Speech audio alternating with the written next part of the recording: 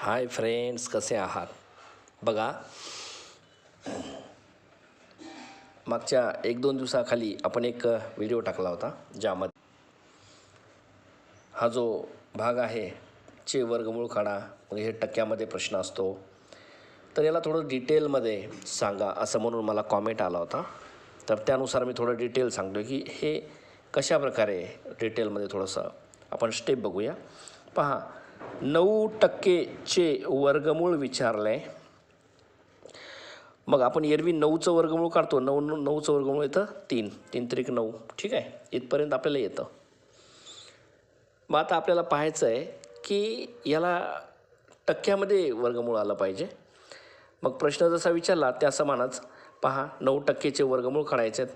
मग वर्गमुळात 9/100 इथपर्यंत आले तुम्ही.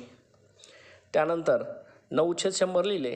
आता ह्या 9चं वर्गमूळ येतं 3, 100चं येतं 10. इथपर्यंत आलो आपण 3/10. मग आपला प्रश्न आहे की 9%चे विचारलेला आहे, म्हणून ह्या आलेल्या उत्तरालाही 100% द्या. याचे उत्तर टक्क्यामध्येच आलं पाहिजे. 10 10 100, 10 येतात. 3 10 30, 30 घ्या, टक्क्यामध्ये आले. ठीक आहे, 30%. अशा प्रकारे डिटेलमध्ये हे असं आहे. असा प्रश्न जो आहे त्याला डिटेलमध्ये त्याचं उत्तर असं येतं. आणि आपण याला शॉर्टमध्ये कसं केलं होतं? मग शॉर्टमध्ये केलं होतं की 9%चं विचारलं आहे, मग 9चं वर्गमूळ काढा 3, 3ला गुणा 10ने, 3 10 30 होतात.